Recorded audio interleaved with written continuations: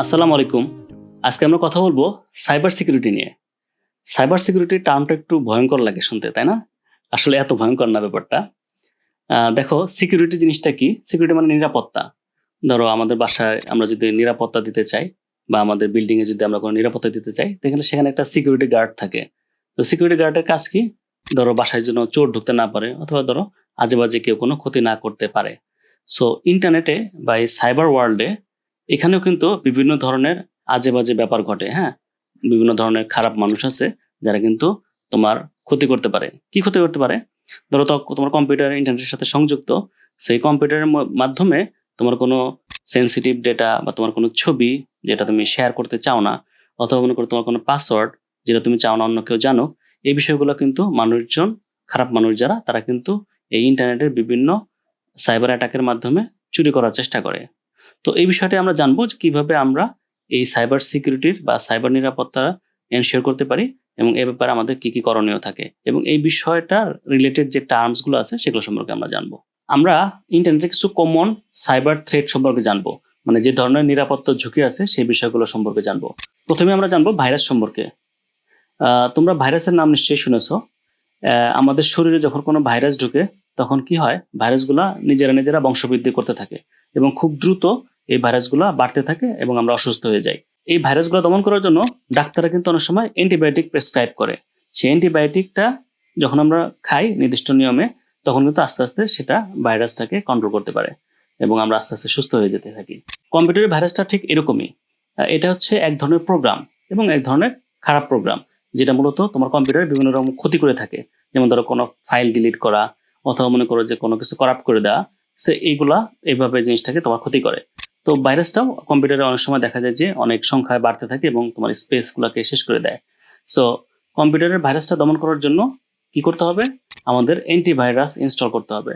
Antivirus কি করে? সে common যে ভাইরাসগুলো আছে সেগুলো শনাক্ত করবে এবং ওই ভাইরাসগুলোকে কিল করে ফেলবে, ভাইরাসগুলোকে ডিস্ট্রয় করে ফেলবে। সো অ্যান্টিভাইরাসটা হওয়া উচিত সবসময় লেটেস্ট, যাতে প্রতিনিয়ত নতুন নতুন ভাইরাসকে সে ডিটেক্ট করতে পারে এবং সেগুলোকে সে ধ্বংস করতে পারে। আরেকটি টার্ম আছে ম্যালওয়্যার। এই ম্যালওয়্যারটাও কিন্তু ভাইরাসের মতো একটা প্রোগ্রাম, যেটি কিন্তু কোনো একটা আনঅথরাইজড অ্যাক্সেস করতে চায়।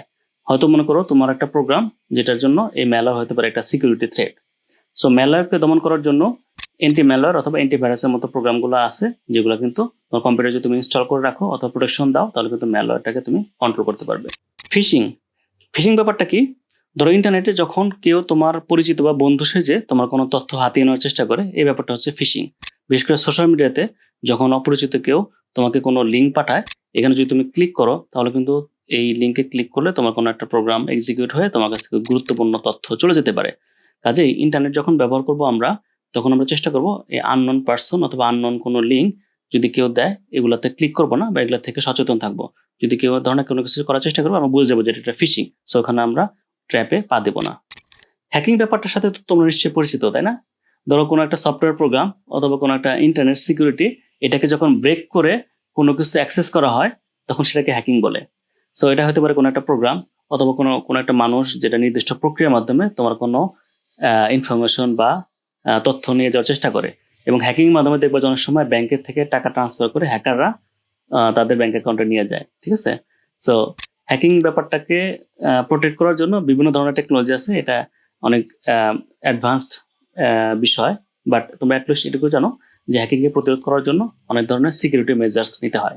এই ইন্টারনেটে বা সাইবার ওয়ার্ল্ডে আর একটা খারাপ ব্যাপার হয় যেটাকে বলে স্প্যামিং। সো স্প্যামিং হচ্ছে যে অনেক মানুষের কাছে একটা মেসেজ ছড়িয়ে দেয়া এবং কোনো একটা গুজব ছড়ানো, যেটার মাধ্যমে আসলে একটা ক্ষতিকর কিছু করার প্রবণতা থাকে। এবং দেখবে যে অনেক সময় আমাদের বিভিন্ন ইন্টারনেটে বিভিন্ন ধরনের অফার অনেক মানুষ দেয় যে এটা করলে তোমরা এটা পাবা ওটা পাবা। এই ধরনের ফাঁদে পা দেওয়া যাবে না, হ্যাঁ? অনেকে কিন্তু দেখা যায় যে এই ধরনের স্প্যামিং এর পাল্লায় পড়ে তারা হয়তো টাকা পয়সা ডিপোজিট করে অথবা লোভে পড়ে তারা হয়তো টাকা পয়সা দেয়, হ্যাঁ? পরবর্তীতে কি হয় যে তারা ওই টাকাগুলা ধরা খায়, ঠিক না?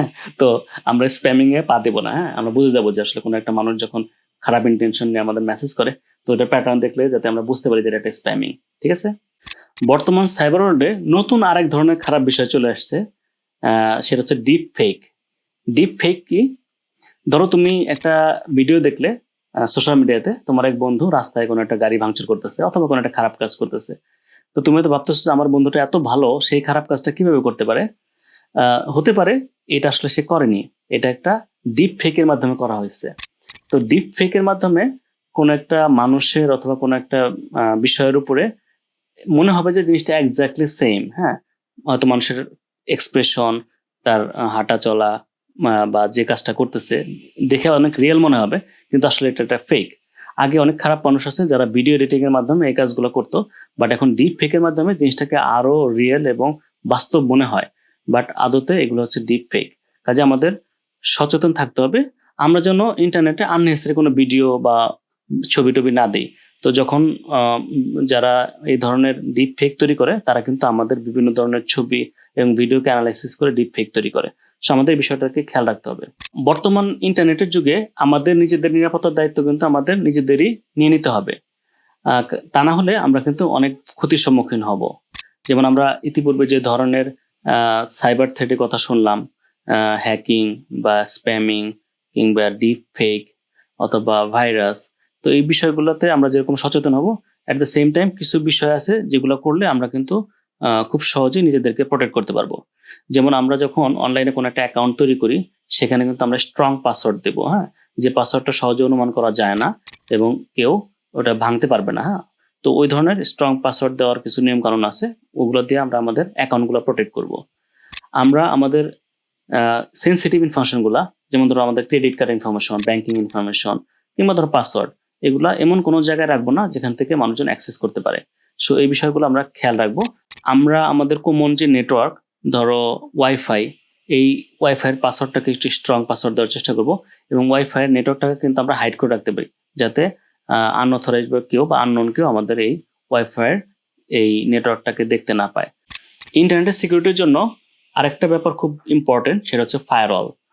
ফায়ারওয়াল হচ্ছে এক ধরনের মানে সিকিউরিটি বা গেট কিপার, যেটা কিনা বিভিন্ন ধরনের সাসপিশাস বিভিন্ন বা আনইউজুয়াল বিভিন্ন অ্যাক্টিভিটি থেকে আমাদের এই নেটওয়ার্কটাকে, আমাদের কম্পিউটারকে সিকিউর রাখবে।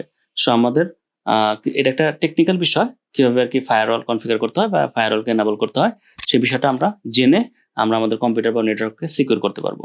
আরেকটা ব্যাপার আছে ডিএনএস সিকিউরিটি। ডিএনএস ব্যাপারটা একটু টেকনিক্যাল।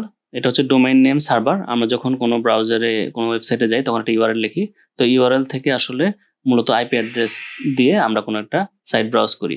সো এই ধরনের মানে যে ধরনের কিছু সাইট আছে যেগুলো আমরা অ্যাক্সেস করতে চাই না, বা কিছু ধরনের আইপি অ্যাড্রেস আছে, এগুলোকে আমরা সিকিউর করার জন্য আমরা ডিএনএস এ কিছু সিকিউরিটি মেজার্স নিতে পারি। সর্বশেষ আমি যে বিষয়টা বলবো সেটা হচ্ছে রাউটার সিকিউরিটি। আমাদের বাসায় যে রাউটার আছে, সেই রাউটারের মধ্যেও কিন্তু আমরা কিছু কনফিগারেশন করে দিতে পারি, যাতে আমাদের বাসায় অ্যাটলিস্ট আমরা এই রাউটারের মধ্যে আননেসেসারি কোনো জিনিস অ্যাক্সেস থেকে আমরা বিরত থাকতে পারি। বিশেষ করে কোনো খারাপ ওয়েবসাইট যেগুলো চাই না যে আমাদের বাসার অন্য কেউ অ্যাক্সেস করুক, অথবা মানে কিছু জিনিস ব্লক করা, এগুলো করার জন্য কিন্তু আমরা রাউটারে কিছু সিকিউরিটি মেজার্স নিতে পারি। তো এই পুরা যে সাইবার নিরাপত্তার বিষয়টা, এটা কিন্তু আমাদের আসলে এক ধরনের সচেতনতা এবং আমাদের কিন্তু বেসিক কিছু নলেজ জানলে কিন্তু আমরা এই কাজগুলো করে ফেলতে পারি। এই যে যেটা বললাম যে ডিএনএস, এই রাউটার, এই ওয়াইফাই, আমাদের কম্পিউটারে অ্যান্টিভাইরাস, এই ফায়ারওয়াল, এই ব্যাপারগুলো যদি আমরা একটুখানি জেনে নেই কিভাবে জিনিসটা করতে হয়, জানা কোনো খুব বেশি অ্যাডভান্স নলেজ লাগে না, কিন্তু এটা জেনে নিলে অ্যাটলিস্ট আমরা আমাদের মানে নেটওয়ার্ক, বিশেষ করে আমাদের ফ্যামিলিতে যারা মেম্বাররা আছে, বাচ্চারা আছে, এখান থেকে আমরা আমাদের প্রোটেকশনটা নিশ্চিত করতে পারবো। ঠিক আছে, এটা অনেকখানি, এই বিষয়টা একটু সচেতন থাকলে অনেকখানি প্রোটেকশন নিয়ে নিশ্চিত করা সম্ভব। তোমরা যারা আজকে এই সাইবার সিকিউরিটি বিষয়টি জানলে, তোমরা কিন্তু এখান থেকে অনেক নতুন নতুন টার্মস জানলে এবং এখান থেকে কি কি করা যায় সেই বিষয়গুলো সম্পর্কে একটা ধারণা তৈরি হলো, তাই না? তো সাইবার সিকিউরিটি বিষয়ে অনেক পড়াশোনা আছে এবং বিভিন্ন গ্রাজুয়েশন লেভেলেও অনেক ধরনের এই বিষয়গুলো পড়ানো হয়। তো তোমরা যদি কারো ইন্টারেস্ট থাকে এই বিষয়ে কিন্তু আরো নলেজ তোমরা অর্জন করতে পারো।